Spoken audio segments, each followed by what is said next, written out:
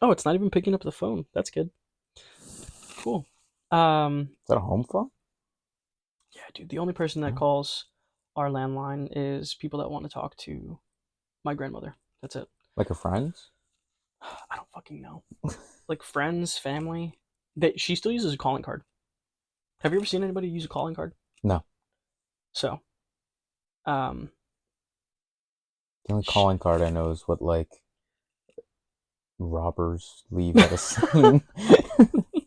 no. So a calling card. If you live internationally, or you have family that lives internationally, you want to make an international call. You buy a calling card at a gas station or like a convenience store, and it has minutes on it, and you Oh, can call internationally for like pretty cheap. Um, and my grandparents used to do that all the time when I was a kid. Like they would have us go to the store with them and buy them calling cards so they could call the Dominican Republic or wherever they wanted to call. oh, that's crazy. Yeah. So we still have people who call internationally to the landline, but they have to use calling cards. And apparently this still exists, which also WhatsApp exists. So Yeah. I don't know No, why that's funny. we're That some of the only people that I know that still have a landline. I mean that sound brought me back to like 2005 for a second. It's kind of nice. No, it's yeah. I don't know anyone else that still uses a landline at all. I mean, we don't use it. Like my parents don't use it. It's literally for my grandmother. I might want a landline in my future house. Why? I don't know. They're just cool. just cause. Yeah. Maybe get like I a mean, rotary phone. we have a rotary phone. We have a rotary phone in the garage. Really? Yeah, it's connected to the landline. That's pretty sick. Yeah, I mean it's in the garage, so like nobody ever fucking uses it. But It's because I like the small things of life that still take time. rotary phone is fucking ridiculous. Things too fast. Take a breath. Let it. No, dude. Let me just press the buttons. No, Let me that's just gay. click your name and press the call button, and then that's it. I think I want less people to be able to reach out to me. So I won't give my personal number to anybody that I don't want to have it. And if you really want to get in touch with me, you have to figure out what my landline is. Actually, that's a pretty good point actually because I think about like being in the coaching world and in the beginning when I first started out and I was doing online coaching or even in-person coaching, every time I had a new client, I'd be like, "Oh, like I'm cool. Don't worry about it. Here's my personal cell phone number and you can reach out to me anytime." But people just have no sense of boundaries at all, like not even the slightest. I've had clients call me at like 10:30 at night and like I don't answer. And I have other clients that text me at like 1 in the morning. It's like, don't text me after 5 p.m. Like I will not be responding to you. Well, yeah, you're not a person, you're a figure to serve them in their life Yeah, when they don't think about it like that. yeah, no, it's ridiculous. But a landline could prevent that. Yeah. Well, now I just use Slack or I use like Discord or something. Yeah, but that's like, Yeah, I mean, they text me, and I know that if I see a message in there, it's like okay, I got basically like a 6 hour response time. It's not urgent, but even at the new facility that I'm at, between coaches, we only use Slack and Telegram. And it's like, Telegram. yeah, we use Telegram. So Interesting. basically, the way the system works is if you want a response, we treat Slack like we treat email. So, like 24-hour response, Oh, like okay. important but not urgent. Telegram is like, hey, if you see a Telegram pop up on your phone and you're in a meeting, like, just know that when you're done with the meeting, you got to check the Telegram because it's probably something that's pretty urgent. Um, and then text message and phone call is absolute last resort. Interesting. Yeah, but it's a good system, and at least that way we don't have like my messages don't get flooded with bullshit. Yeah. Um, all right, so So, um, enough of the bullshit. big I wieners. I am I'm thick, and I'm here with Kick, and we just want to talk about our marathon experience. Um, In the very first edition of the Movement Marshals podcast. yeah, wow. Yeah, I can't believe we're doing this. Yeah, Um, how long ago was the marathon now? 3 weeks? yeah, maybe. Yeah, 3 weeks. 2 weeks. It was 2 weeks ago. No, it was. It was today is the ninth. Oh, I guess it is the ninth. Yeah, Yeah, today's the ninth. It was two yeah. weeks ago. So we did it 2 Sundays ago. So 15 days on the dot. And man, we were just looking back at how we how we even got into a marathon. It's pretty. I mean, running is pretty antithetical to both of our the way that we each train, right? Like I train primarily for strength, right, in the sport powerlifting. Um, Kick primarily trains mixed martial arts. It's highly explosive, long endurance, but not in the way that running is long endurance, right? I mean, road work is still super popular as a concept. Yeah, that's so stupid though. Works for some people. It does. There's just a better way. It's just a better way. Like I actually had I was working with a professional bodybuilder, and when I met her, her primary form of conditioning was she would go on a run, and I was like, "What Maybe are not you? for you, yeah. What are you doing?" Yeah, like there's just a better way to accomplish the goal of conditioning. I think, in her case for bodybuilding, but also in the case of mixed martial arts. Like you see these guys going just for runs, and they're like, there's this big aspect I feel like in fight sports of mental fortitude, Hmm. like toughness that they try to get from just like running themselves into the ground. Yeah. Who's that dude who trained with Goggins, Tony Tony Ferguson. Ferguson? Tony Ferguson trained with, and he got his shit kicked in. Well, yeah, but like the last person that needed that was Tony Just Tony Ferguson Ferguson. because he already He's an had that endurance king.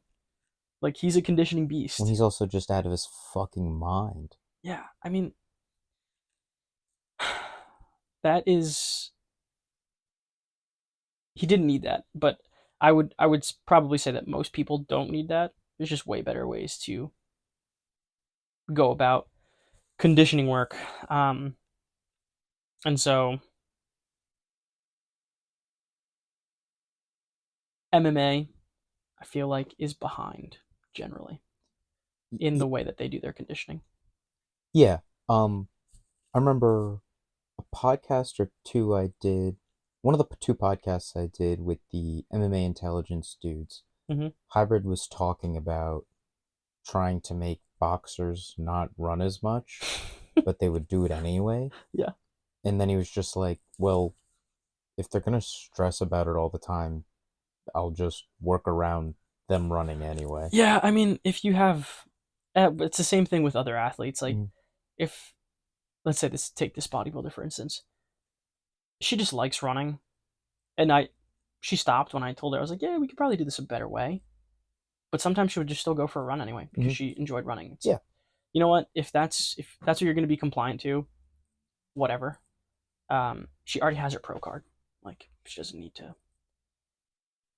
I guess it doesn't really matter as much for her. Same thing for athletes. Like sometimes the guys just want to lift heavy shit. So why'd we do it? Yeah, there's a lot to gain. There's a lot to gain from that. But there are 1,000 different ways to achieve a specific goal, and I I get paid to work around the things that people want to do. Um, let me tell you, I wish I got paid to train for the marathon because I did not want to do that shit, and nobody paid me, and I had to work around it anyway. Um, but we were looking at kind of how we started, what the marathon journey looked like. I was always the kid who said that I would not run a marathon because I just had no interest. Like I just didn't. I don't know. I had done long runs before in high school and in college, and it just was not. It was boring. Never wanted to do it. I had done a half before, And in the half, my foot cramped up so bad at mile 8 that I had to walk the the rest of the race completely. And from that day on, I was like, yeah, I'm never fucking doing this ever again. Stupid, running stupid. And then shortly after that, started my powerlifting journey, and I could probably count on one hand the amount of runs that I've gone on since then. Uh, until of course, I started training for the marathon. Um, I did agree to the half though. When the conversation was brought up, I said that I would do the half, and then one of our friends, good buddy of ours, said, "Well, if you're going to do the half, you might as well just run the full," which doesn't make any sense, but somehow he convinced the six of us to do it. I think So it makes sense. Don't be a bitch. doesn't make It sense, makes man. total sense. Um, And then you did another half, and it was bitch made. It's cake. yeah. So to be fair though, by the time we did the half, like, oh, you know what? No, I was gonna say by the time we did the half, I had already done my 15, but I No. hadn't. So, fun fact: Kick and I trained the least for this marathon, probably out of all of our friends. Um, I added up the number of runs that I did before this thing. So technically, we started training in July. I had only done 15 actual runs before we ran the marathon, and they were pretty much just all long runs. I started with like an 8, and then I would increase 2 miles every week. Like every Sunday, I was doing a long run, and then there were some weeks where I might have skipped, or some weeks where I kept the distance the same, but I worked up to a 20 miler. And then the longest I had run before that was 15. But for one of them, I actually met two of my buddies in New Hampshire, and we ran a half marathon. And that actually felt really good. But that was also the point where I was like, man, I have to do this twice. Like, are you kidding me? It's like, why the hell would I do that? Um, Good experience. I don't know that I'll do another one. We'll see. I remember when we were on our 10. Oh, that's right. We did our 10 together. Yeah. And we were both like, I could do this 2.5 more times. That was easy. Yeah, I did 10 twice. I did 10 once on my own, and I think I was averaging 7:30s, and my heart was going to explode at the end. I was averaging My watch said I was averaging like a 186 heart rate, and I got to the end of the trail. I got to the end of the trail, and my heart rate was clocking 198 as I was That'd finishing my explode. run, about to explode, about to go into cardiac arrest. Um, but then the second time I did it, I ran with you, and I felt really good. I felt confident. I don't even remember what pace we ran. It Um, was like 9. yeah, Yeah. yeah, sounds about right. We were trying. I think we were at like our a 4 hour marathon pace, so that makes sense. Um, I probably trained, I trained a little less than you, especially leading up to the marathon. I probably had 12 good runs. I mean, I also was doing, I mean, I would do like a zone 2 sesh every now and then, like once every other week, definitely a couple times a week in the 2 weeks leading up to the marathon. And I was doing some sort of combat sport 2 to 3 times a week, except the week before I just didn't do anything. So I had like the thing, I was always good at just lasting cardiovascularly. I could always just go a long time without getting tired. So I wasn't worried. My cardiovascular system wasn't the problem. did you did you go in with a plan for your training? Like, did you have like a loose? So to give everybody an idea, uh, I think everyone except for us used an app. The run with Hal. Yeah, Run with Hal, right? And so they all like signed up, put their plan in for like 16 weeks as beginners, but you and I didn't do that. That just seemed bitch made to me. Yeah, I just didn't want to do it. No. And I knew that if I did that, it was going to have me run so much that I wasn't going to be able to lift.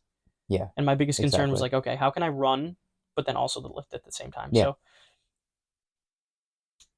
my original plan, I remember mapping it out.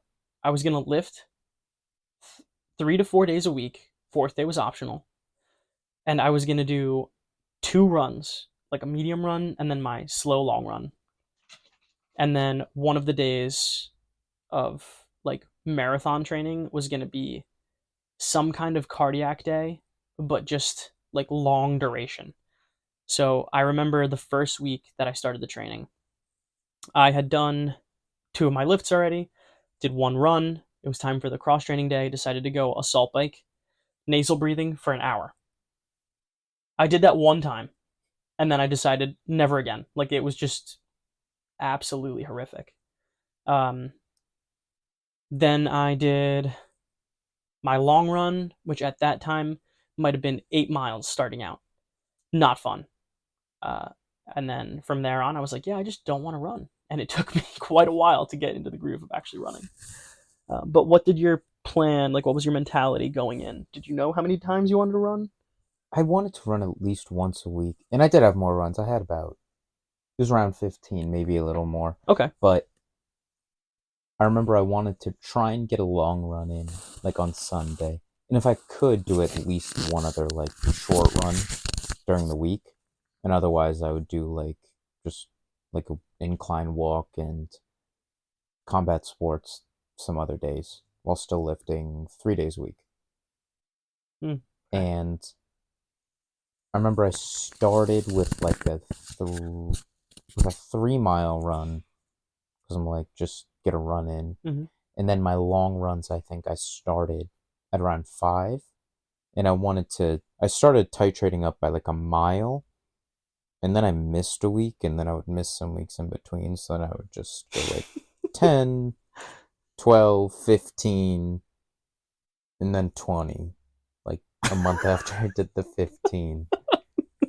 And I had some like 6 and 4 mile runs in In between between. during the week. Yeah. So near the end, it got a little more sloppy.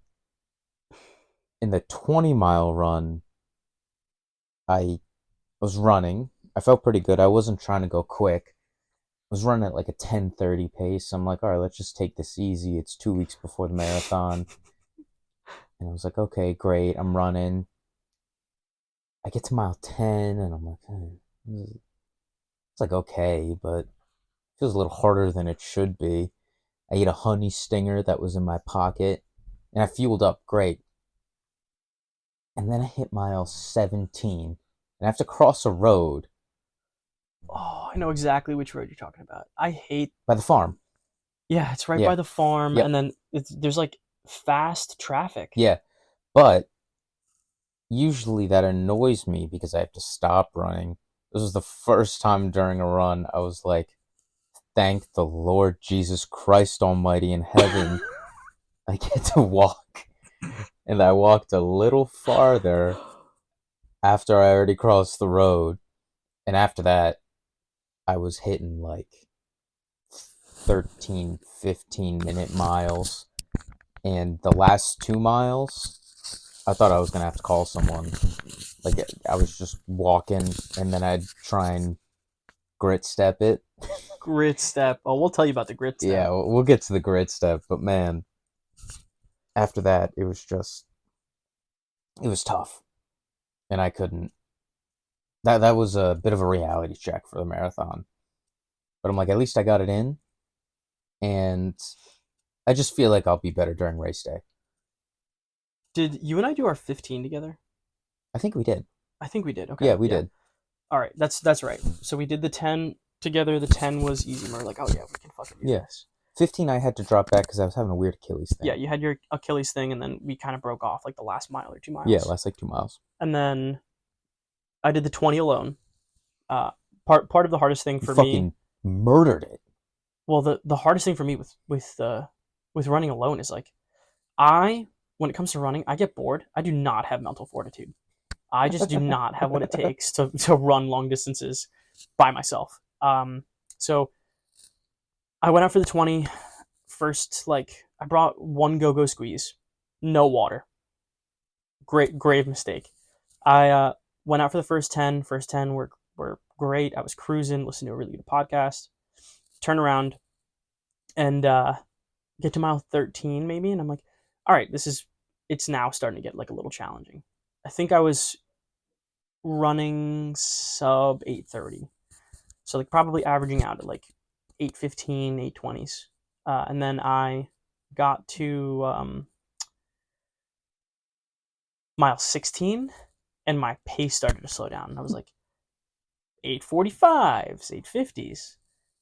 Mile 17, I was just down bad. I could feel like the salt deposits on my face and on my lips. Like I could taste it. And I was like, "Oh my god, like I need water. Like I don't know what I'm going to do." I had my phone on me and I was like, "Man, do I call somebody to like pick me up right now? Like But you is it that bad?" weren't you running like tens? So I slowed down to probably probably about 10s, and I just did not want to stop. I was like, I'm almost there. Like I don't want to stop.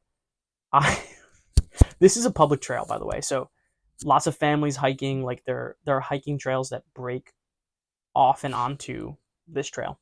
So I see a family, and of course, in my head, I'm like, family. They have small kids. They definitely have a fuck ton of water. So I run up to the dad and I go, "Hey man, I'm 18 miles into this run. Like, do you have any extra water? I am about to die. Like, I'm about to just keel over." He's like, "Yeah, sure, man." He like gives me a whole bottle. It looked like if I was a fly on a wall. It probably looked like. Do you remember when people used to do that challenge where they like crush a whole water bottle into their mouth? Yes. That's probably what I looked like. Finished the entire thing in probably less than 3 seconds. Like I crushed it. I Jesus. crushed it into my mouth. And then from there, I was like, okay, like I'm gonna survive. I'm just gonna finish out these last 2 miles. And my cadence, even my watch, like if I look at the stats for my watch, my cadence was exactly the same. I just was not moving forward. Like I felt like I was stationary. I just had no push off, like no pop in my step.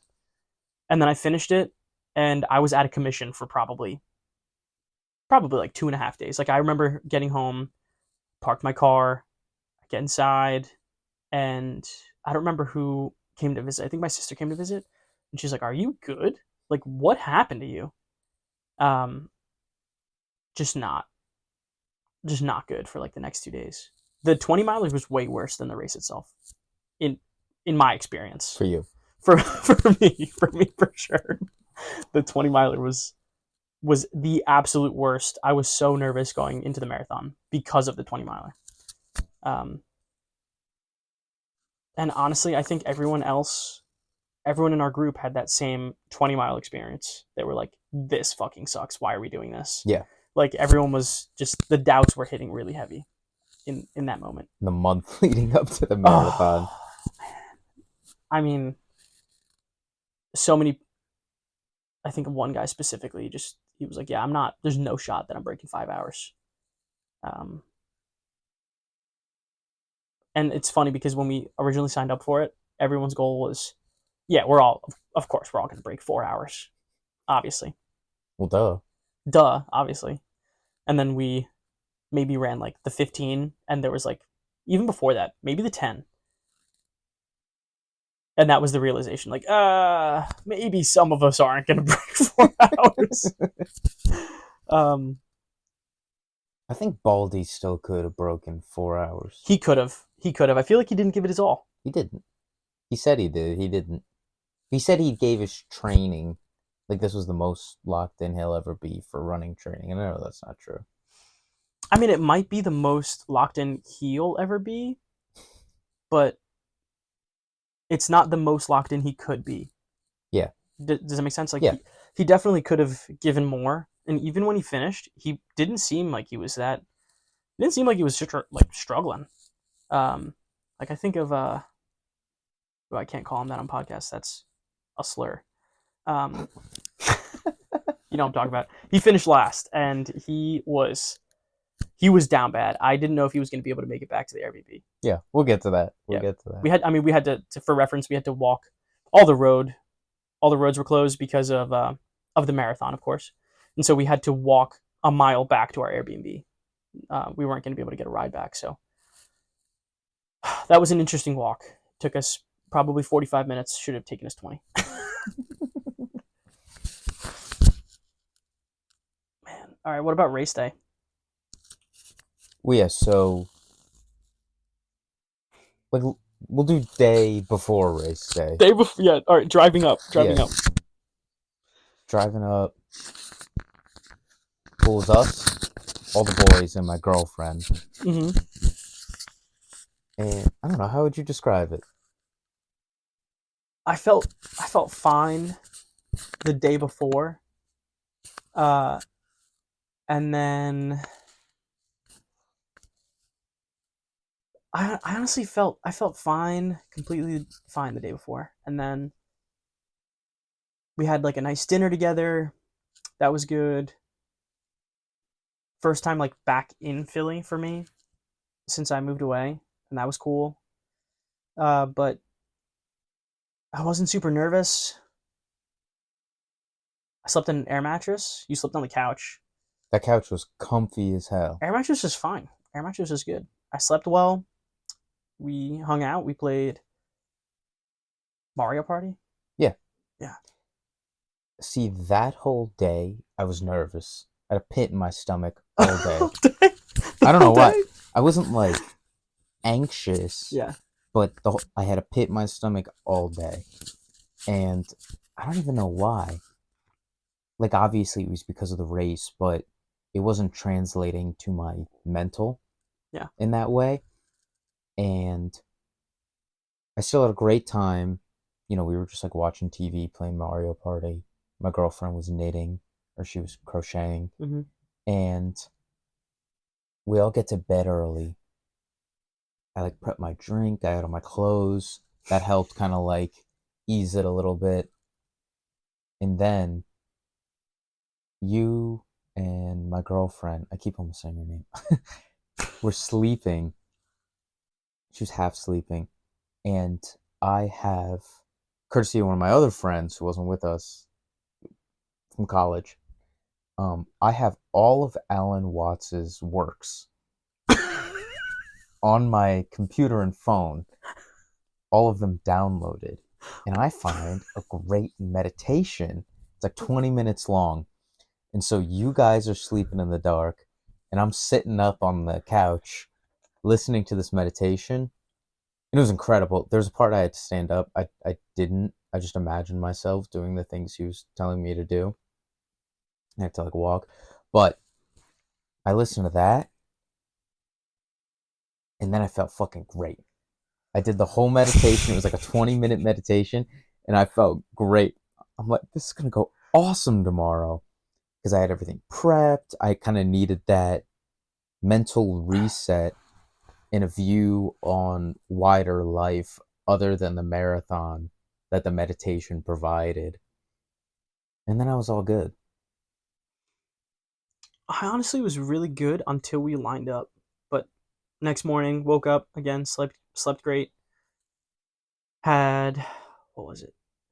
You had some like Aztec chocolate. I had some of that with some yogurt, some fresh berries, some honey. It's like pretty much what I. That's like a post breakfast snack for me, almost on a daily basis. Had some electrolytes and some caffeine. Yeah, a cup of coffee, and then like some more caffeine as we got to line. Um, and I felt good the whole time, and it honestly wasn't as cold as I thought it was going to be. No, it wasn't that bad. Yeah, I wore actually this exact shirt that I'm wearing right now is what I wore. It's disgusting. Shut the fuck up. Um, I look like a fat slob right here. You are. Yeah, got rolls going. But yeah, it wasn't that cold. I saw one of my best friends at the start line, and she was. Best. We're your best friends, stupid. I have a lot of best friends. Get But the hell all right, out of one here. of A my best lot of us. friends, Shut up. One of your okay, pretty good friends you one saw. of one of my best friends that lives in Philadelphia. Bullshit. Don't care. All right, whatever. Well, saw her at the starting line. Cool to see her. And then we waited in like probably a bathroom line for like an hour. That was crazy. I was getting anxious that I was gonna miss Yeah. my corral start. And then we get to like the end of the line and we realize that there's actually just no line for the bathroom. People are just kind of lined up thinking that there's a line. No, I think the line And dissipated you could just after us. you could just go into like behind whichever porta potty you wanted to use. And I But was that like, line was still the bathroom line. but It it I disappeared passed. Well, after we left. I passed probably like 30 people, and I just got in line behind the porta potty. And Really? yep, Oh, because I had to line up for the race, so I said bye to everybody. All the guys that's lined up right. together, but I was expected to run a slightly faster time, so I went to the next corral. And but I was nervous in the line for the bathroom. I was like getting super anxious. And then I got in the corral, and I was fine. Started talking to some strangers, like cracking marathon jokes, really corny. Um, and Marathon jokes. yeah, Who the hell people. are you? Marathon Wait, jokes? what was one of them? Johnny runs a lot over here. They were talking about like, oh, like it's just a marathon. It's not even that bad. And I was like, yo, it's pretty much just a half. I was like, 5 mile warm up, 5 mile cool down, a couple extra miles. I That was like, makes me want to punch you in the pretty face. much just the That half. makes me Hey, want you know to what? punch you in the face. Everybody liked it. Everybody was cracking up. I was lightening the mood out there for all the nervous people. Um, and then we like looking at the sun was rising at that time, and that was a pretty cathartic moment for me. Being there, I had never done a marathon. I was nervous. I don't remember what podcast I put on. I just put something on as noise, and then I had my headphones on transparent mode because I wanted to be able to hear like what was going on around me, and I didn't want to miss anybody potentially in the crowd as we went by. Yeah. So that I was went cool. back a couple corrals than I was supposed to be in with all the boys. Yeah. The one thing when we were in line for the bathroom is one of the porta potties, someone took a shit right next to the toilet. So it was in the porta potty. You walk inside, I saw the door open, there's just a log right next to the toilet seat. What? Incredible. It was incredible. Somebody shit on that on the side of the toilet. Yeah. Oh, dude. And then I was in line with all of them, and one of our buddies lost his AirPods. I wish I was there for It's this. so funny because when he was taking his shirt off, they fell out, and we had moved up because some of the corrals had already gone. Yeah. And he literally turns to them, walks to them, and goes, "Everybody, I lost my AirPods."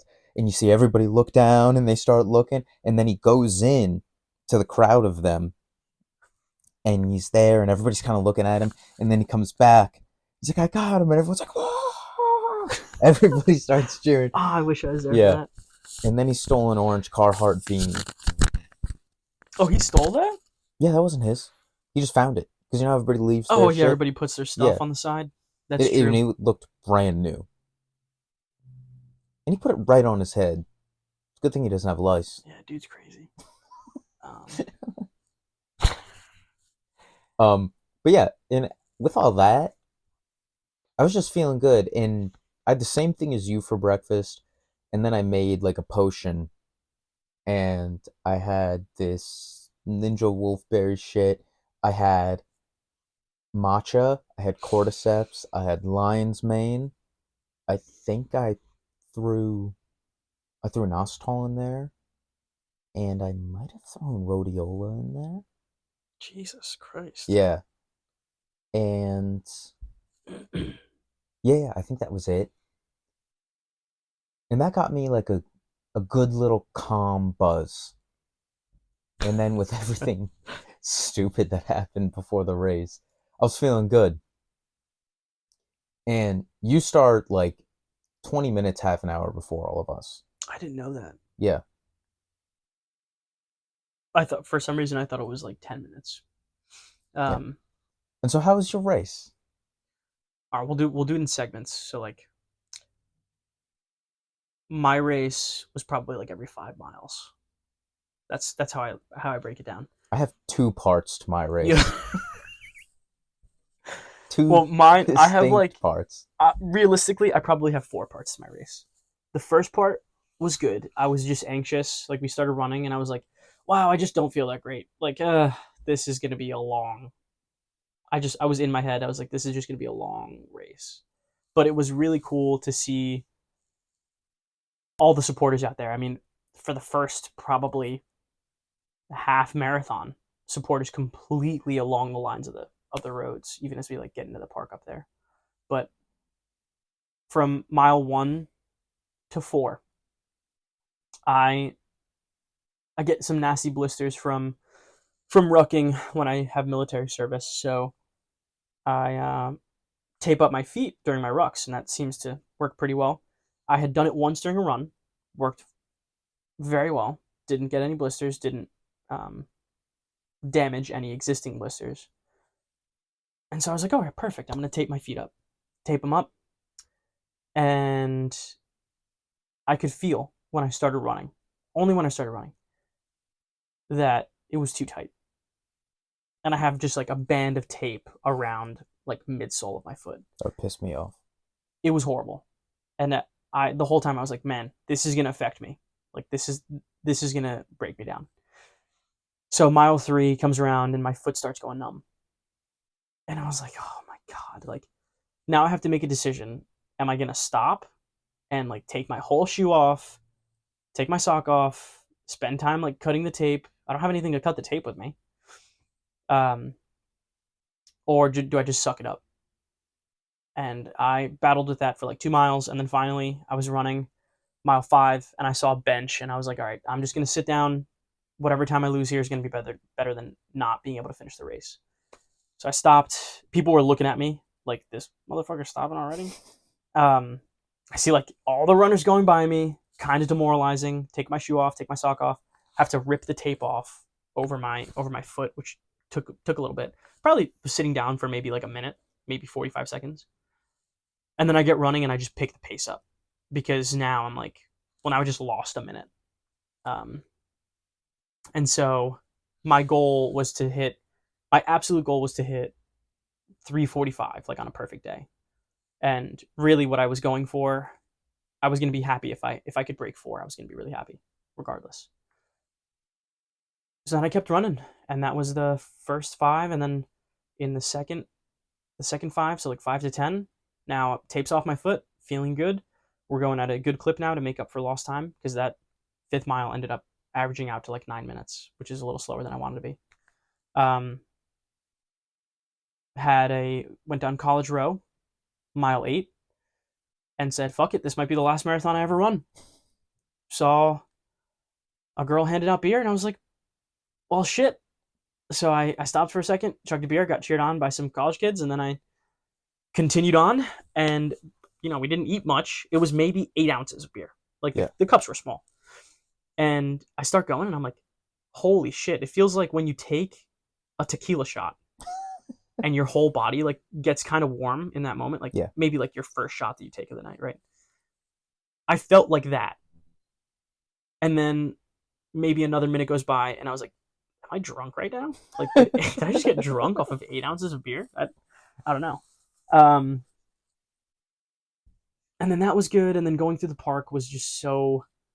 I had my Achilles. I've been having an Achilles problem. I had been having an Achilles problem leading up to the race, maybe like 2 weeks leading up, and it's just from my actual lifting. I just load too much through my forefoot instead of midfoot, so just a little too much stress on the Achilles. But it felt like my calf was going to rip in two with like some of my steps from mile 13 to 16. And it was also, I think, the most boring stretch of the race. Like we're in a park, there's really not a lot of supporters. Yeah. And at this point, it was hilly. And it was hilly. And you could see, like, if you had runners that were in front of you, which we had a lot of runners in front of us, you could see them coming back the other way. Yeah. And so in my head, I was thinking, okay, cool, I'm going to loop around real soon. No. Yeah. No. I know exactly what you're talking about. You just did not loop around. You had to go pretty much around the whole park before you reconnect. By a museum. Yeah. Yep. So then at this point, mile 13, I start going to the water stations every time I see one. So they were like every 2 miles. That helped a ton. Definitely extra fueling. I had already had my go-go squeeze by mile 13. And then one of our other buddies gave me like a gel pouch. It's pretty much a go-go squeeze, but it has some electrolytes in it, uh, a little bit more carbs probably than the applesauce did. So start drinking that. Start like taking things as I get them at the stations. Um, but the Achilles was acting up, and then mile 16, I kind of just forgot about it. Like it went away. Um, and then from there, you go down Manayunk, or you make your way to Manayunk. I would say Manayunk probably starts at like 18, 19. Yeah, And that for me was so badass. People calling out your name like as you run by strangers. that's good for you. It was good. It was good for me. It was good for me. I had already seen your family. I had already seen a few friends from Philly. Um, and then we get to Manayunk, and I'm like, all right, there's like no one else over here. And the strangers were just screaming. They're playing music. They're loud. You go down this hill. This is also the point. Like you're thinking miles, probably 18 to 21, 18 to 22. Like going through Manayunk, Oh, like going down that hill and then back up. it's like 18 and a half to like 22. Yeah. Yeah. So you go down this hill, you make a sharp 180, and you have to go back up. But as you're going down, you can see people stopping on the other side. Like they're beat up. They're like hitting the wall hard at this point. And so Sucks for those losers. sucks for those losers. I'm going down and I'm like, oh man, like this hill is crushing people. Historically, I feel confident on hills. Like I feel good on hills. I feel like usually people slow down and I'm eating souls when I pass people on hills. It's I'm a like monster with hills. I love hills. it gives me a huge boost to know that I'm absolutely dogging people on the hill. So we do that, go through Manayunk.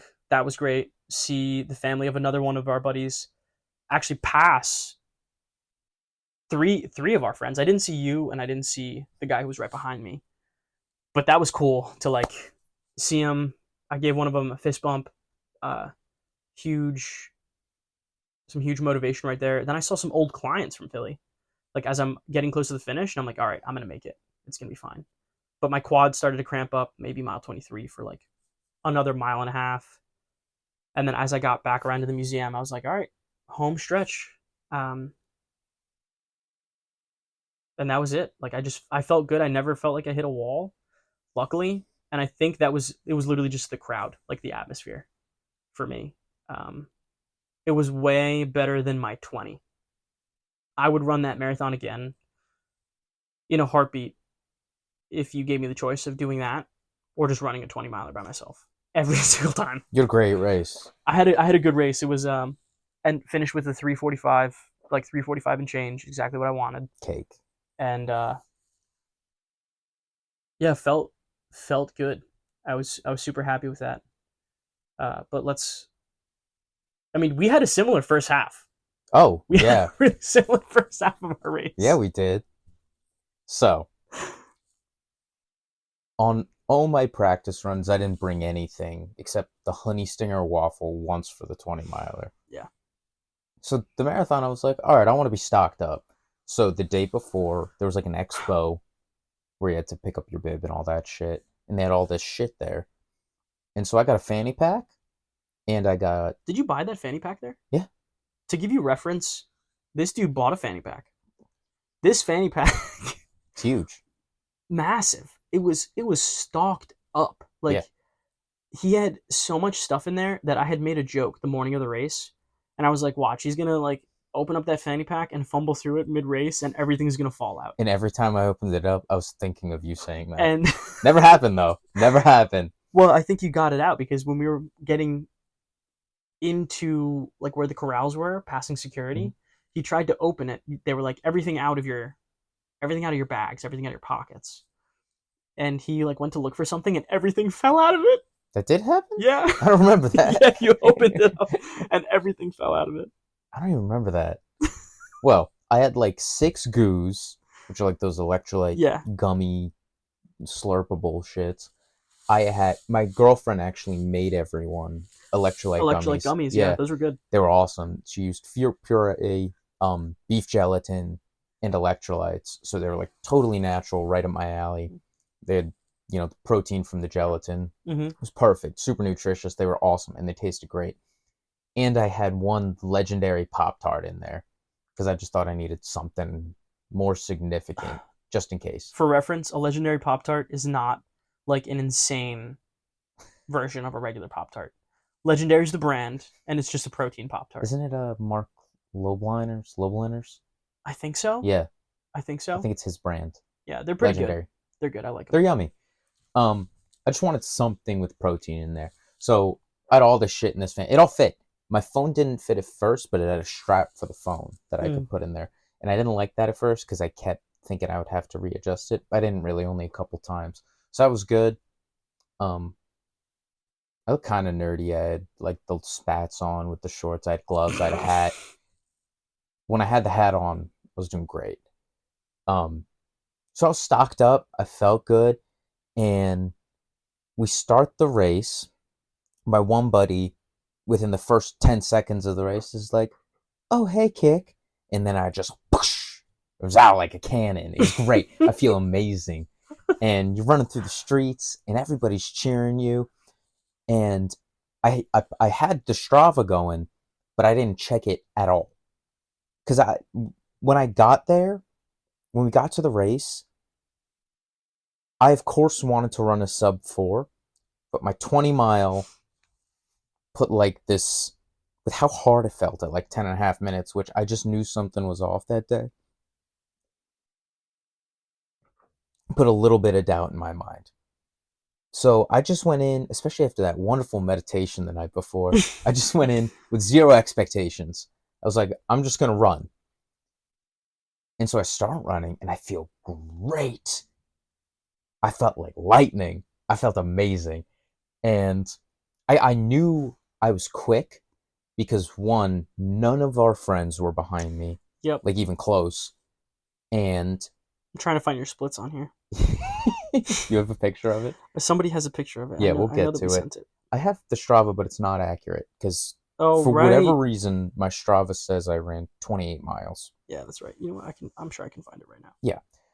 So I'm feeling really good. I'm in every water station, I'm grabbing something. And like an electrolyte one, they had the noon electrolytes and the waters. So I'm just grabbing one of those every time, just shoving it down my throat, not stopping to drink it. And I started having the goos like every 4 miles. I'm like, okay, this is like pretty good, pretty sustainable. And mile 8 was tough because that was college row. It was that huge uphill, Yeah. but I still felt good. And I know I'm cooking because I'm passing everybody. Like I'm not on pace with anyone. I'm not racing anyone. I'm just passing everybody. And we'll find my splits. I'm And finding them. I'm finding them. I ran a beautiful half marathon. I'll say that. And it was starting to get a little harder around the half and a little after the half, but I still felt like, okay, I can like push through what I'm feeling. I'll definitely be a little slower. And I think around the half marathon, I checked my Strava and I saw it said I completed like 15 miles. So that pissed me off, but it said I was running at like an 8-minute pace, like almost 8 minute flat. I'm like, oh, I'm moving. You had some splits that were sub 8. One on there said it was like near 7, Yeah, you like were at 7 like a flat. 7. Yeah, you were close to 7 flat.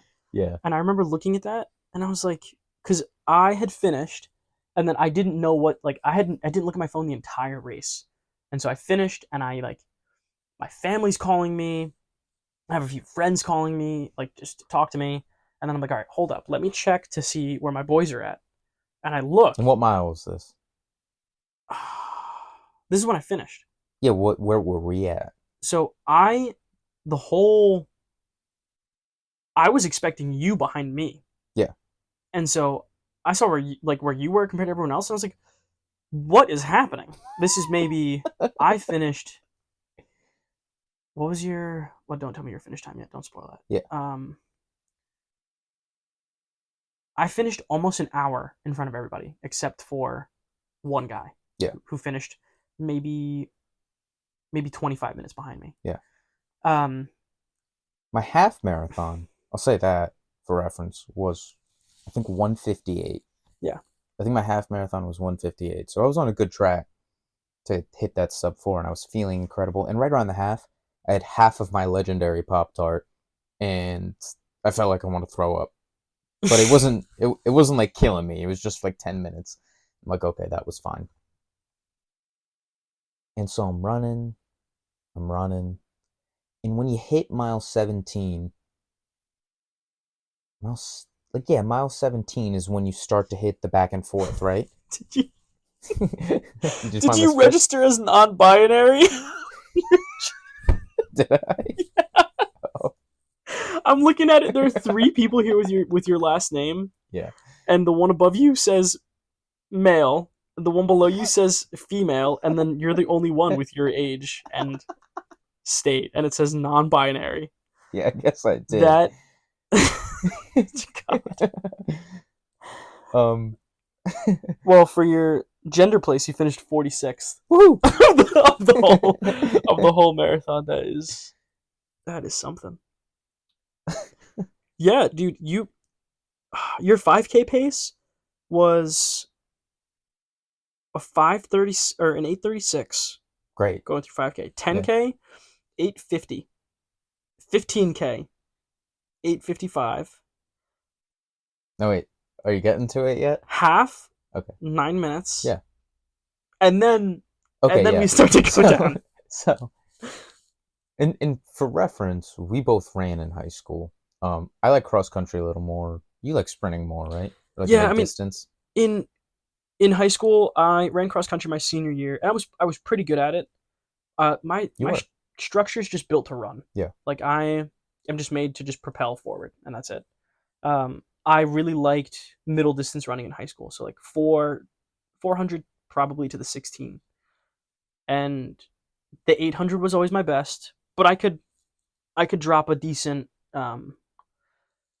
5K, and then even in college they run the 8K, not the 5K.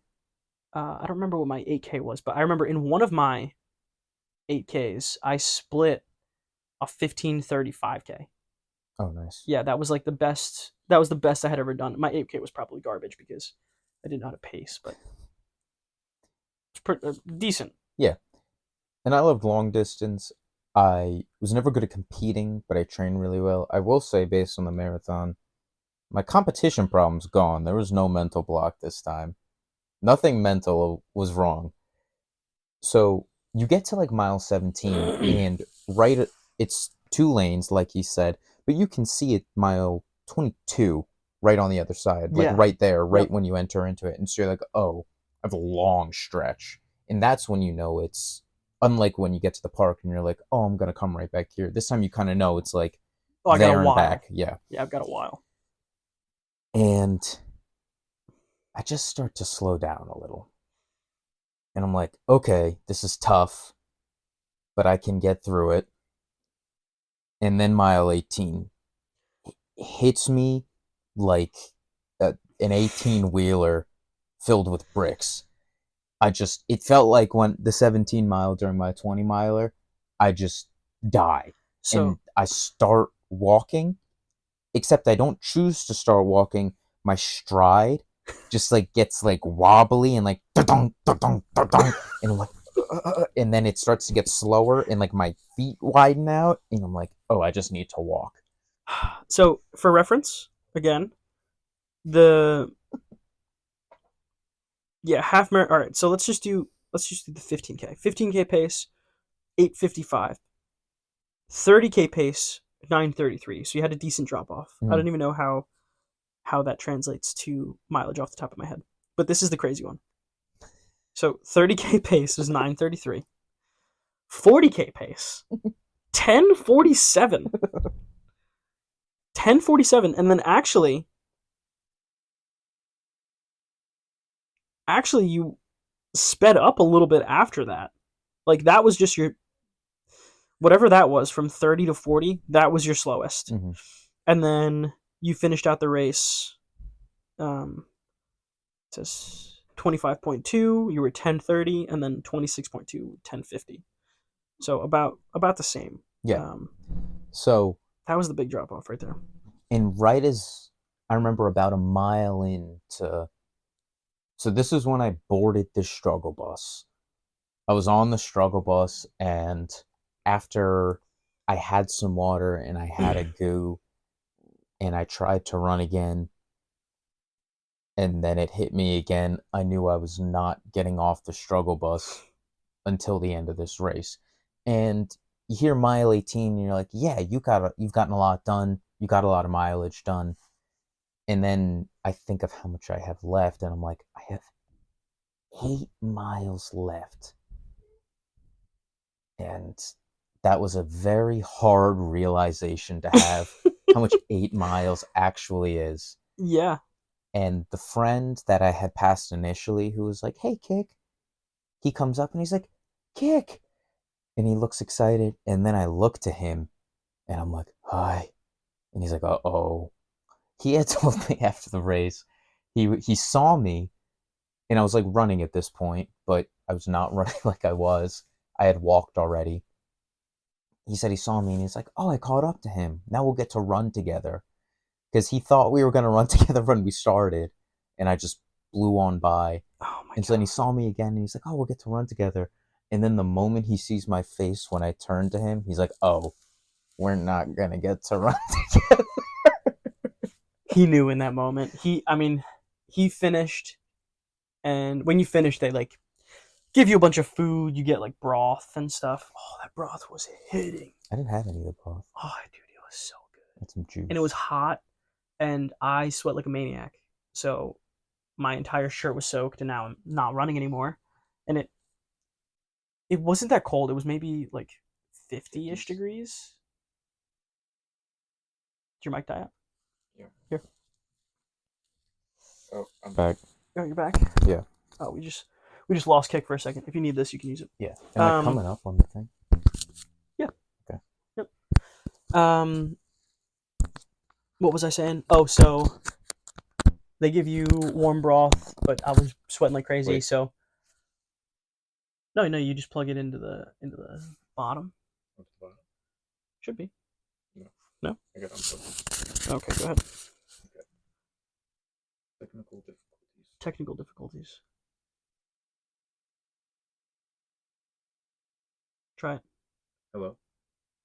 Am I coming up? Yep. I'm coming up. Okay, great. Yeah, that'll work. Yeah. So they give you the broth. We can cover that.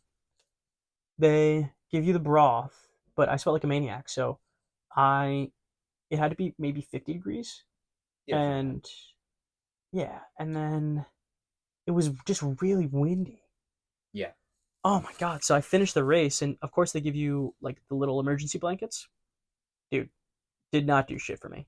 And we were really afraid of storing our clothes in the lockers for some reason because we didn't know what the situation was. But it seemed really easy to manage I didn't bother.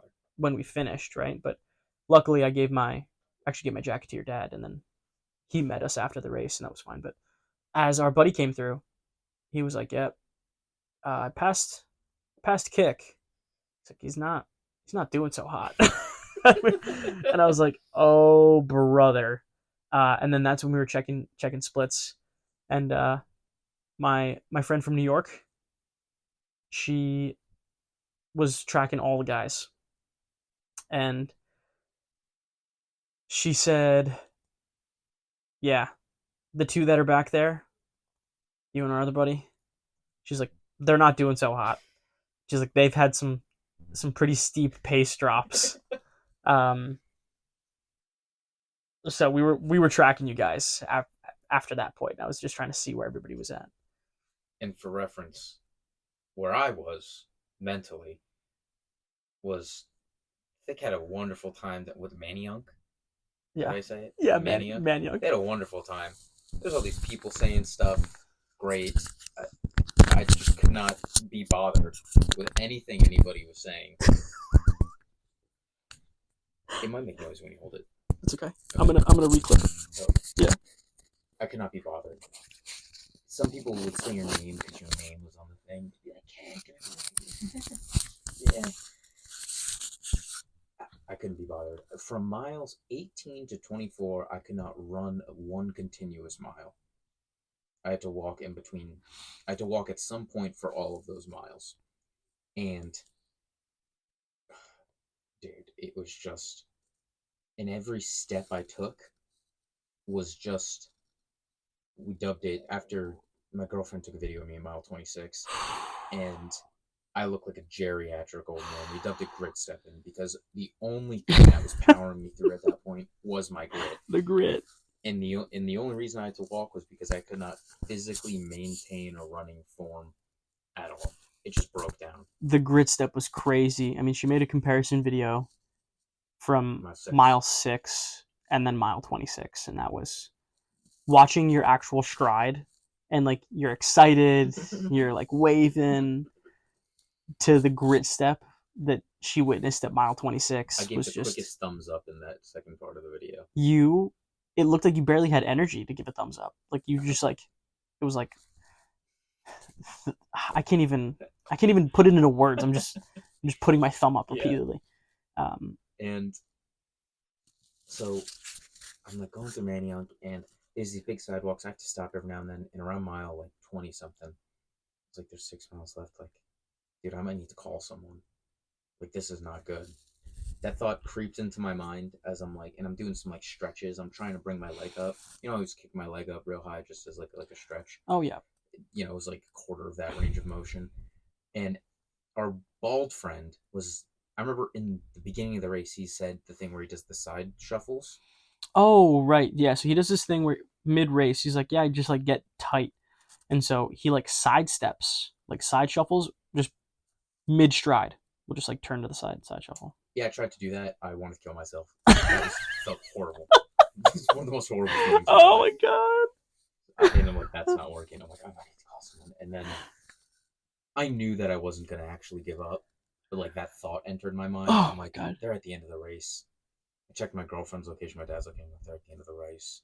I'm like, well, the quickest way there is just the straight line that I'm on to the end anyway.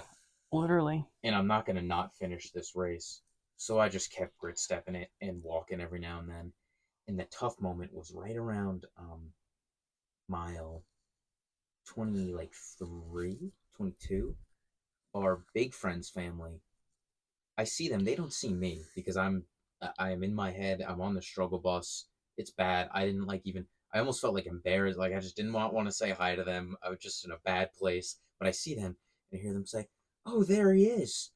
About them, and they were very far behind me when I started the race. And also for reference, from miles 18 to the end, I literally it was like going back in time through the race because all of the shirts that I saw that I passed on the way to mile 18 slowly kept passing me. And I remember the first group was like the 4-hour mile pace group. I remember I passed them. I'm like, oh, hell yeah. And then because I also know I started before they started, so, and then I passed them. I'm like, let's freaking go. And so I'm like, okay. And then they were the first group like that I remember to pass me, and I'm like, okay, we're going slower. Mm-hmm.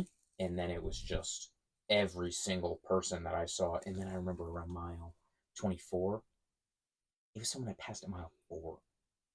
Someone all the way from mile 4 that I passed. Came back for vengeance. Came back for vengeance at mile 24, and that one hit hard. It was very demoralizing.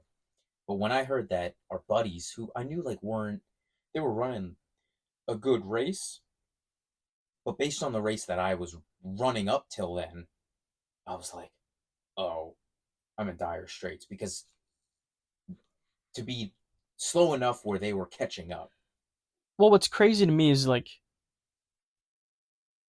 I feel like if I were to start that fast, like if I were to start really fast for me, probably would have been like high 7s. Mm-hmm. But if I would have started like that, I think about my 10 miler and how my heart was literally going to like blow up out of my chest, like mid to high 7s.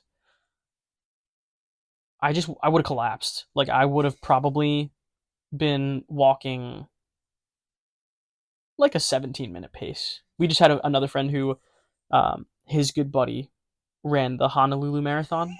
Had a similar experience. Had a similar experience. To be fair, he trained way less than us. He never ran over 8 miles.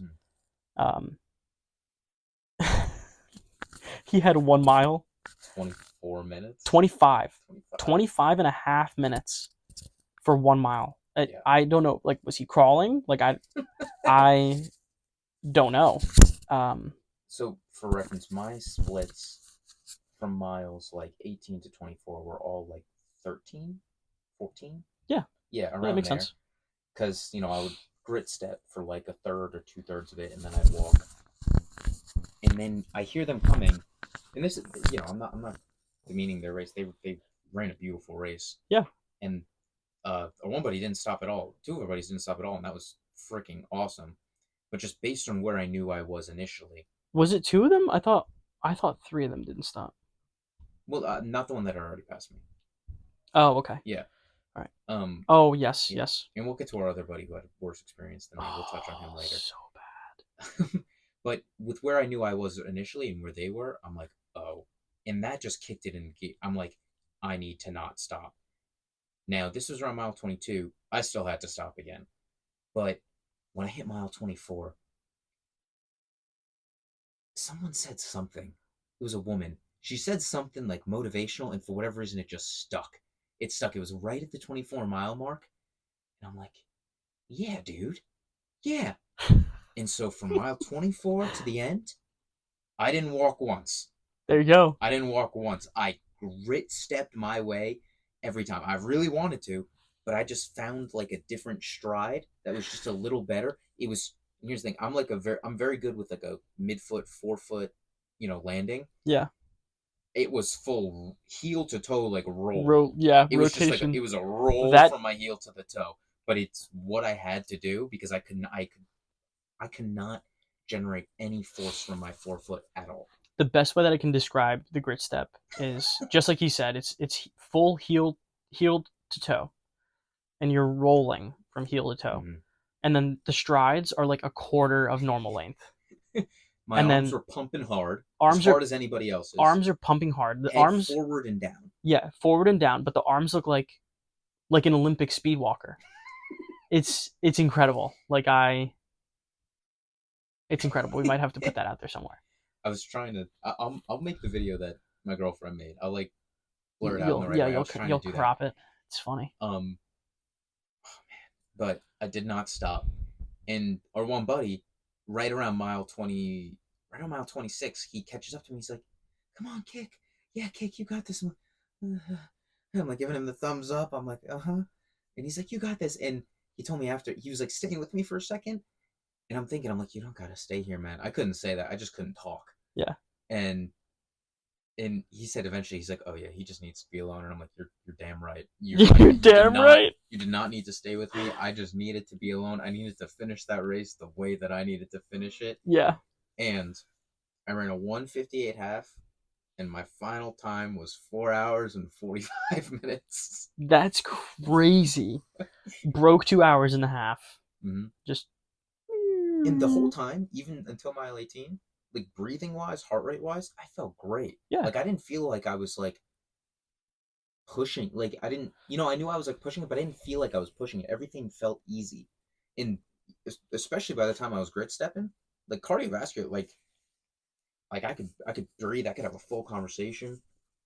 Like I felt fine that way. It was just everything from my hips down just hurt and stopped working. It was just numb. It wasn't hurt. It was I just get numb.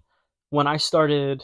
When I finished the race, I was fine. You feel that feeling like your legs are kind of light. Like you don't really have your legs under you. My legs were not light. Well, all right.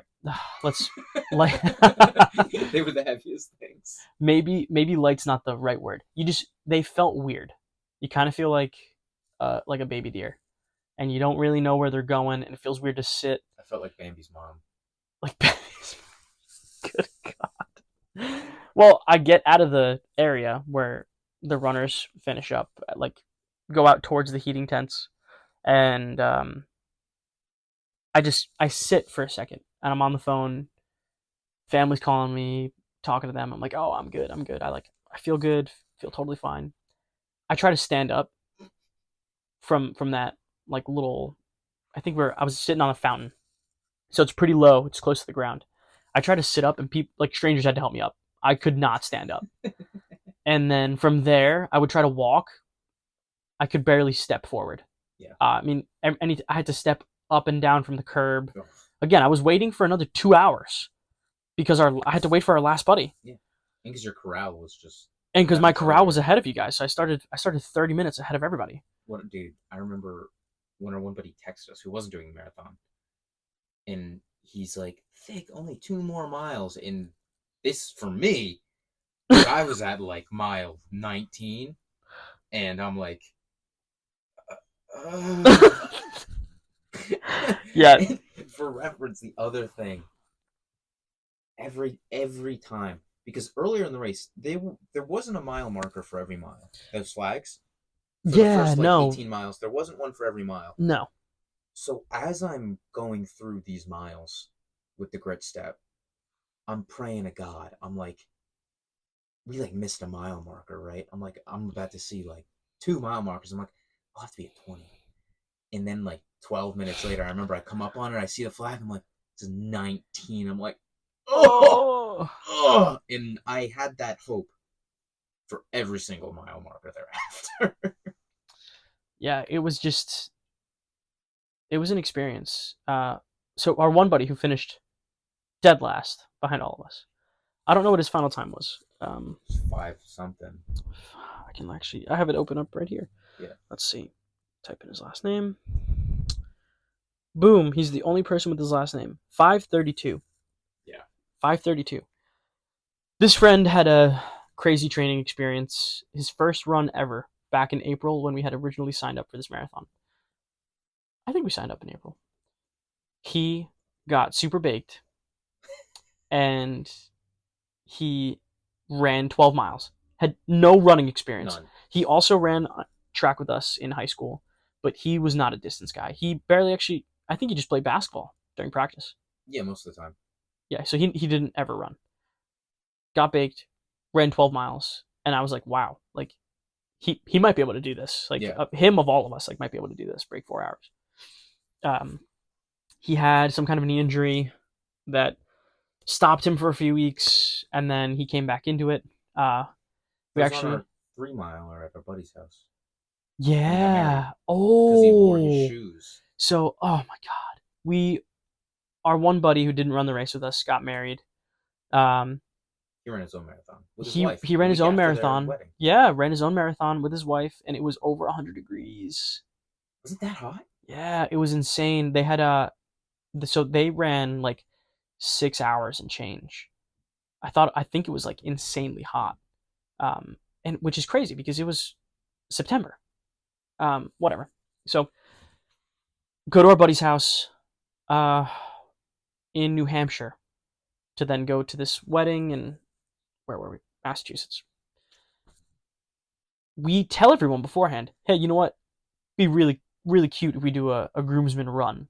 Yeah. You know, the day of the wedding, the morning of. So everybody brings their shoes. This one guy, totally on brand. This is so on brand for him. I didn't know we were running. I didn't know we were going for a run. I didn't bring any shoes. So puts on another buddy's shoes that are like a half size too big, and they're just not his shoes. Like, just don't run in other people's shoes. We do a little rinky-dink 3-miler. Maybe a mile in, he's like, my knees are hurting. And we're at like a 10.5-minute pace. We're going slow. Yeah. We're going slow. They told me, they're like, you're not leading the pace. They're like, you're not leading the pace. I was like, I'm gonna go slow regardless. Yeah. I ended up going really slow. And everybody hates Thick. Everybody hates me. Everybody hates me. It's like almost an obsession. Yeah, so we run.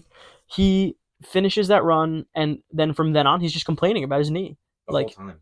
And then even after... I kind of thought he was being a bitch until, like, he said it for, like, the 20th time. Yeah, he didn't run for probably 4 weeks. Yeah, which is insane. Like, it was like a slow 3-mile He run. didn't run probably until, like, the end of October, and our race was the last week of November.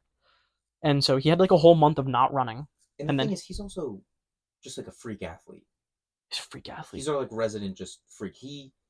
signed up to do jujitsu and Muay Thai with me, and dude is just awesome at it. His instinct's great, and he's just crazy strong, especially for his weight. The I bench mean, press. yeah, this, to give you an idea, his best bench press ever, 305 at 150 body weight. I think you're right. I think he hit that over a double body weight bench press, and he's not a big guy. No. Like, not by any means. He's just super strong. Um, explosive. Like, he's probably the best athlete in our group, even playing sports. Yeah. Like, dude's disgusting at basketball for no reason. No reason at all. Yeah, so we were pretty shocked. But he started having knee pain during his race. And he was running a pretty good race. I think he was... You sticking with the other two? Yeah, our three buddies ran together. One of them broke off, decided he was going to go a little faster. Our Balls one?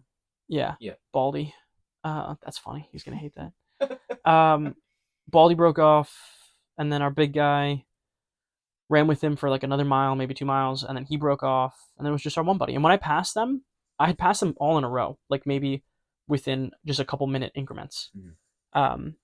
When our big guy's family said they saw them, I thought it was all three of them because I didn't see them. I was totally expecting to see them all together. Yeah, so was I. And so I passed them like one by one. He looked really good. Like, he had a good stride. He didn't look super beat up.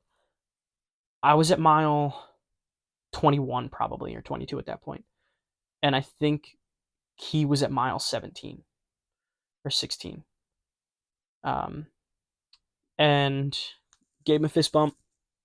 He goes by, and I'm like, man, like, wow, everyone's doing really well. Mm-hmm. And then I didn't see you, and I didn't see our other boy. So I was basically thinking to myself, oh, well, they must just be just behind me. Like, you guys were running fast enough to just be ahead of that pack there. And then I finish, and I check the times again, and I'm like, oh, brother. My mom was the first person to call me, my mom and my sister. And they're like, congratulations. Like, we've been tracking the guys. And they're like, yeah, he's struggling. And his family was there. And I guess, well, our parents are good friends. And she goes, yeah, his knee's really hurting, apparently. Like, he's roughing it. And he said going in, he's like, well, there's no way I'm breaking 4 hours. He's like, but I'm going to break 5 hours. Like, I want to break 5 hours. That was his goal. Next time. Yeah. Next time, I guess. It was a challenge. I do not recommend. Actually, I can't say that. I would recommend it. I would recommend it. Because, like, I'm pretty good at distance running just naturally. Yeah. And like a half marathon was cake. I kind of just thought this would be like that. Like, going into it, I kind of just like thought it was going to be like that. Yeah. And then you actually get into those late stage miles when you haven't built up the mileage, and in my case specifically, you just break down. I think that was the main problem, because my fueling was great. Pre day before, day of, everything was great. No injuries heading in. I don't really get injured all that much. Yeah. Knock on wood. Same. Actually, that's not true. Yeah, that's not true. That's not true. I'm fucked up. You just handle your injuries. I just handle my injuries pretty well. But everything was great. I think I have a somewhat less robust lower body than you to begin with, because we had similar training. Yeah.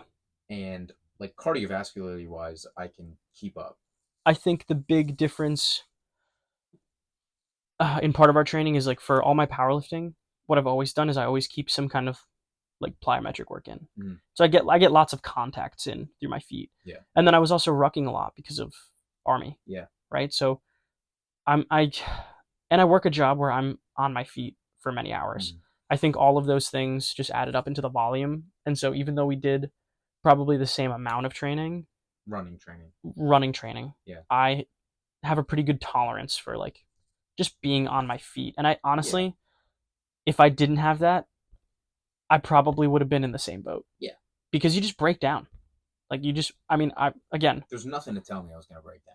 Yeah, nothing. It just, it just hits you. And like I didn't hit a wall per se, but I had moments where in the last few miles, again, my quad was cramping up, and I was like, holy crap! Like it felt, I was a little nervous, like, oof, am I gonna finish this thing? And then it kind of went away. But the last few miles, there was no electrolyte stations or anything like that, and so I was in my head, oh, it'll be fine. I'll just hit a water station. That was tough for me. And then I didn't hit one, and I was Yeah, like, oh that's crap! Like, what am I gonna do? That's tough. I can't tell you how bad I wanted one. There was one at like mile like 22, Yeah, and then and then that was it. oh, That was it. The last 4 miles, you didn't really get anything. yeah, Um, yeah, it was tough. If I do another one, I'm gonna dedicate more time to the training for it because I know that I can do better. But no, absolutely. I need to do another one because as happy as I am that I like got it done, I don't feel as accomplished as I would simply because of like I didn't run for the last 8 miles. that's fair. You know, That's fair. I so get that. in just because of how I am, like Yeah, like I you don't want. feel like I'm running it. I never walk, except the 20 mile. Like I was never due to like walk during my training. I never stopped to like take a pee. I would never like stop ever. I just wanted to You just run. wanted to run. I just wanted to run the whole time. Yep. And I'm glad I did it. I feel good that I did it. My girlfriend was very proud of me. My mom was very proud of me. Dude, But it's hard to finish. yeah, I That's mean, and what this you is said. what we'll get into next is like our next series of training, and this is what we want to talk to you guys about more, especially on Twitter. And with that's actually here's the mission statement of this podcast. We'll talk about our training, Yeah. and we'll riff like we do, but we'll talk more about our training and what we're doing. And the first real big challenge that we've had together was this marathon. Yeah. Yeah. And again, I mean, both of our training, when we think about how it looks in conjunction with marathon training specifically, it's pretty antithetical, right? Yeah. Like they're, especially mine is, it's really polar opposite. Mhm. Like I had to drop a lot of my deadlift volume because I found that when I was deadlifting, my hips would just lock up when I was running. Yeah. And so I was like, all right, well, shit, my deadlift is moving really well, but also I'm probably going to have to scale back my deadlift if I want to be able to hit like a 345 in the marathon. Yeah. And that's kind of, that sucked for a little bit, but now I'm in a period of training where I'm just trying to get big and strong again. And Yeah. that's really exciting. And shout out to Bowtie Runner. He's a bro.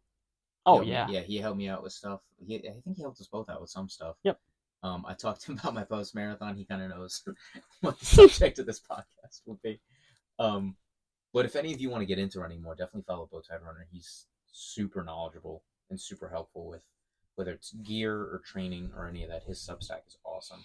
It's bad that you said gear and I immediately think of steroids. Running Different gear. kind of gear. Yeah. Different kind of gear. Running gear, EPF. But he was super helpful. His Substack is awesome. We did subscribe to it. Definitely could have utilized it more, but just because I'm stubborn, we're both stubborn. I think We just did want to change our training. exactly. That's what really happened. And I'm more of a novice lifter in terms of like raw numbers than thick, and I was just starting to see like some cool, good progress, and I didn't want to put all that on the back burner now that I was finally seeing something. Yeah. So I'm like, I'm just gonna run every now and then because I'm kind of good at running, and I love combat sport training, so I'm gonna keep doing that. Because do 5 rounds of rolling, and you're dead. Fried. You're fried cardiovascularly. So I was like, I'll be fine. I'm getting my zone 5 in that way. Yeah. Yeah. If I were to do it again, I'm definitely. We'll talk about what we want to do in the near future, but definitely within the next like 2 years, I'll dedicate like 6 months realistically, like a good 4 months to actually building up the mileage so that I can have a good marathon, have a good sub-4 marathon. Yeah. Because I know I could do it. I know I could run a sick marathon if I just have the actual mileage. If I had an actual running training volume, one, I think I would be faster. and two, I'd actually be able to finish. I'd actually be able to finish. I think I could get a pretty respectable time. Absolutely. I think that, I mean, I think it's the same concept you apply to your other training, right? You practice, you get better. Yeah. It's no different. Like It's you life. you discover your gait a little bit better, and you improve. You can maintain it better. Yeah. Yeah, it'll make a big difference. But I'll hit that marathon. I'll run a second marathon probably eventually. A Um, lot of the boys are in with it too. For another I one, think they. Some of them said they won't. I think they will. I think they will. The buddy who got the worst, who had the most pain probably out of all of us, had to walk an hour back to our Airbnb. Yeah. He said he was at first like never doing that again, and then like 10 minutes later in the group chat, he's like, "We're gonna do another Yeah, one." we might Yeah, do yeah, another yeah, one. yeah, Like yeah. we could do another. Yeah, I mean, it was a really good experience overall. I'll do another one probably, but excited to focus on training, on lifting, and like Yeah. So down that, what's your next physical challenge? What's the next steps? What are you powerlifting meet. when? Mm, I actually talked about it with our buddy who finished last in the marathon. He is a bench savant, and so I'm going to teach him how to deadlift and how to squat. But I'm doing lots of sprint work, so I want to stay fast. Most of my client base that's coming through right now is what do we want to call them? Hybrid athletes or just athletes? I don't know. A hybrid. Hey, hybrid. Yeah, hybrid. We'll call them hybrid athletes. It's like a big thing right now. People who don't specifically play a sport per se, but just want to be generally strong and athletic and be fast and Mm-hmm. right. So that's probably, or that is my biggest client base at the moment. Um, and so I'm trying to improve my training around that. And so still being able to maintain some semblance of cardiovascular health, endurance. Um, all my warm up work for powerlifting right now is plyometrics and explosive work. And then to just go right into some heavy lifts with some hypertrophy accessories. So right now the goal is hypertrophy. Probably in 3 or 4 months it'll be strength specifically. I'll never really lose any of those plyometrics because it's just good for me with all the injuries that I've got going on. And then we're looking to compete late spring, early summer. That's what's in the pipeline for me. Do you have goal weights you want to hit? Yeah, I want to hit 1,200 total. Total. Yeah, 1,200 total.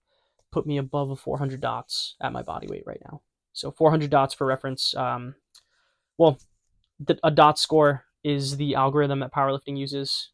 Some federations use Wilks as well, but each of those scores are an algorithm that takes into consideration relative body weight to your lifts, but then also absolute weight.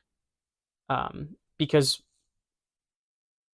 if you're only 150 pounds,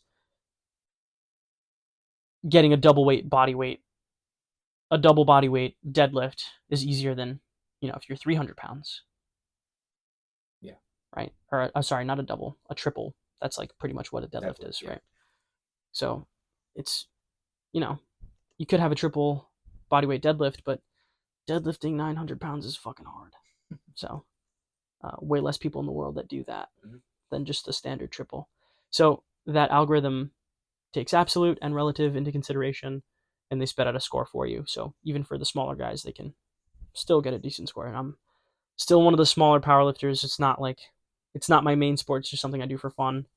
And then maintaining some athletic ability on top of that. Nice. Yeah. What about you? So first, I want to get ripped. I want to get peeled. Peeled. Oh, peeled. the single dig. Yeah. So throughout this winter, so one, it works out because I want to try eating a little more seasonally, and throughout the winter, do more, leaning more towards a ketogenic diet. If not ketogenic, then at the very least low carb. Much lower carb. If I'm eating any carbs, it'll probably be the occasional winter fruit and potatoes before I lift or before I work out. What is a winter fruit? Winter fruit, grapefruit, pomegranate. You can. There's also a guide. There's a website that I have that actually takes into account seasonal fruits by your region. so it's not just like wholesale, and it makes it a little better. You can process it better for your body based on where your region is and what's actually seasonal in your region. Okay. I'll send that to you. My mom sent it to me. Yeah, that's pretty cool. Yeah, All right. but I don't think there's variation. Either way, I mean, grapefruits and pomegranates are the two big ones that come to mind for Yeah. those winter fruits. And there's a ton of other benefits, but either way, super healthy for you. Both of those actually, those are like two of the better fruits you can have Yeah. for cardiovascular health, blood sugar, blood flow, all that stuff. Um, but yeah, I want to get fucking healed. I want to hit. I've never been really. I mean, like maybe in like high school, but I was like 130 pounds in high Yeah, school. like not you weren't like a Um, ripped single digit. Like I yeah, was I was single digit body fat in college. I was 7% body fat, nice. but I was 125 pounds. Yeah, freshman year of college when I boxed that year. My first semester, that was awesome. But I was like 135 pounds, and then just because of the boxing, I got down to like 125, and that was like aesthetically the best I looked at that time. So yeah, I want to get to single digit body fat. Because now I'm like 165 right now. Yeah. I've put on a lot of muscle since college. I mean, the past 2 years, I think I've put on a pretty decent amount of muscle the For past two sure. years. Yeah. Absolutely. Um, I think a year and a half ago, I did like a bit of a cut, and I got down to like 145, and I looked pretty good. I don't think I definitely wasn't quite single digit, but I looked pretty good.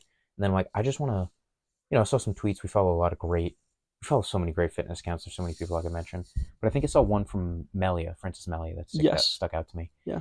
And he said like, I just think it's better to at first eat a lot and put on a base of muscle, because for reference, I was always into lifting, and I was always into working out. I just never took it seriously in terms of the eating the and just like the lifting consistency. I didn't take a lot of it seriously. The past 2 years is the most serious I've taken like lifting and eating.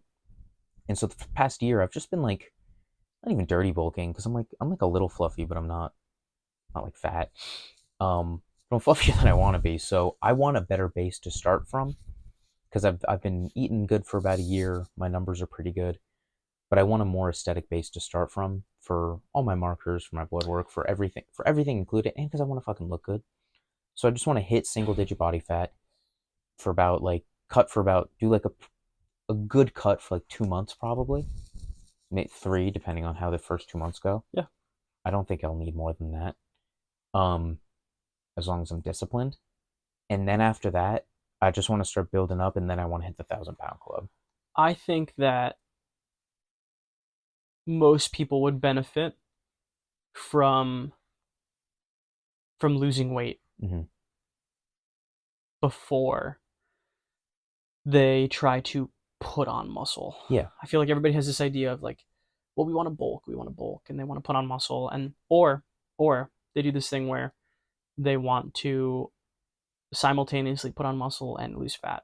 And you know what? That probably could work if you're like a really early beginner stage, as you have these first time adaptations. Yeah, it's gonna work. I feel like for either a super beginner or a dude who's been around a long time who knows the exact kind of macros he needs to get in that like perfect little median zone. Sure. And even that person, like, Slow. it's really difficult. It's Yeah. really difficult because it all comes down to how much stimulus you can create and what you can recover from. Mhm. But I think generally most people would benefit from cutting down their body fat percentage, It's all bad. and then trying to gain back some steady weight. Yeah. Or like even maintaining. Like you can definitely put muscle on with maintenance calories. Is it going to be as effective as if you try to put on muscle with a surplus? Like probably not. Yeah. But you'll stay leaner, and like you'll definitely make some gains even with a small increase in calories. That's totally fine. But I think that's a good goal. Yeah, because I mean, after that, I want to hit the 1,000 pound club, just because I feel like that's a really good strength mark to get to. Absolutely. It's just fucking fun to lift heavy, dude. Yeah. It's just a good time to just roll up to the bench press, and just do what you can do. Yeah. So, as I mean, you're basically my trainer. Mhm. You're just more hands off than your other clients. Yeah. In a way. My next 9 months of training, what's it look like? It's a good question. Honestly, if you're going to cut down, the volume of stuff you'll be able to do in the gym will probably cut down with it slightly, but the stuff will stay the same. Generally. And then Which is what? I would say, for those listening, to give you an idea of what Kick is doing, or the program that I've kind of written for him, his main goal outside of 1,000-pound club and cutting down body fat, I would say it would be to be good at the different disciplines of mixed martial arts that you partake in. Yeah. Right? So I think about lots of rotation.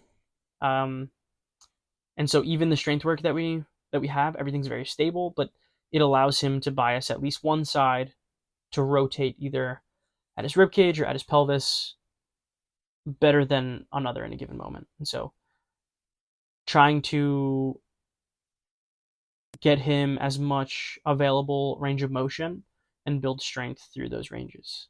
And honestly, thinking about that now as I say it, what your training will probably look like as you try to cut down body weight is trying to make you as efficient as possible in your movement. Like getting you to dissociate rib cage from pelvis, getting you to move things that aren't necessarily going to build lots of hypertrophy. They're going to have a stimulus for sure. But they're going to be more geared towards freeing up ranges of motion that you might not have access to. And then that way, when you go into like a strength or a hypertrophy phase, which will be your next block of training after that, when you start gaining a little weight, you'll have the requisite range of motion to then complete the things that you want to complete, right? Like one of the things that you struggle with is like your hinging pattern under heavy load.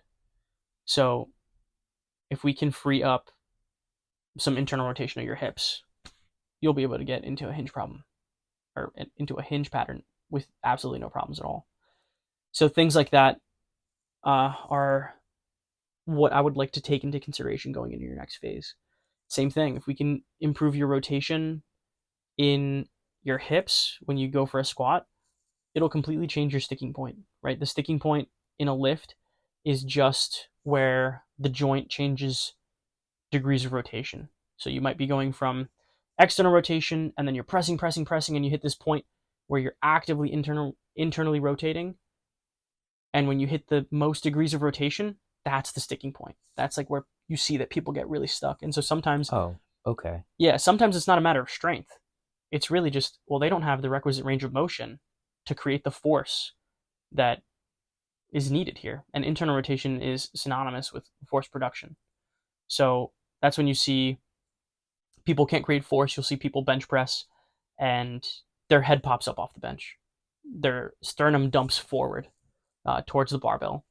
And it's because... Like our one friend? Like our one buddy. Oh, like our one buddy. I mean, I got him now. Fixed his bench press. He doesn't need to bench with his head up anymore. We gave him all the requisite rotation he needs, and then he hit like close to all-time max. And he was like, "Oh my god, my head was down." And I was like, "Yeah, dude, congratulations. You can rotate your shoulders." And that finally created some buy-in into what we were doing. He didn't believe me for a while. Don't train your friends. Don't train your friends. They don't want to listen to you. I'm okay though, right? You're fine. Just everybody fucking hates me, dude. I don't actually hate you. No, you guys love me. And I'm the only one that actually like will kind of nerd out the physical stuff with you. Really. They'll will sometimes. Yeah, occasionally. Yeah. Occasionally. You more than anyone else. Yeah. Yeah, but it's, I mean, that would be my plan for you. Sick. Allow some rotation so that we can get, but by the time we get to the big lifts, you have enough degrees of rotation to do all of the things that you want to do and do them effectively. Sick. Yeah. Can't wait. Excited. I think this was a good first one, dude. We went for a long time. How long did we go? We're running on hour 42. An hour 42. Hour 42. Wow, So, okay. I mean, by the time we cut it and like stuff, an hour and a half. Probably a little more. There was not a lot to cut. Yeah, there's not a lot to cut. I mean, if you guys listen to this, you're troopers, because we're yapping. two idiots yapping. Yeah. About running and stuff. So yeah, thank you for hopping into the Movement Marshals podcast. We should be dropping these monthly, where we'll talk about our training. We'll talk about mostly training concepts. We'll yap about anything that we're doing at the time, any physical challenges that we have. If you want to comment talking about what you're doing, also if you have any questions for either of us about what we're doing, or anything really, feel free to DM us on Twitter. Catch us, subscribe to our Substack. Right now it's just the one, the Combat Codex. You can message us there. You can comment on any articles. And we are on Twitter at MVMNT Marshals. We're on Instagram. We're on TikTok. We're actually on Pinterest.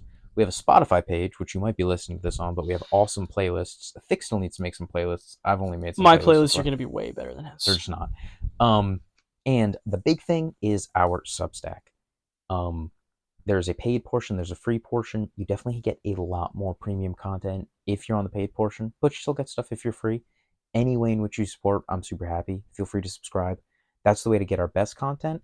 If you want to get to know us more and keep up with what we're doing and get all the content that we post, Twitter's the best place to find us. Absolutely. I think that's a successful first one. Thank you, guys. Thank you so much. Love you. Movement Marshals out.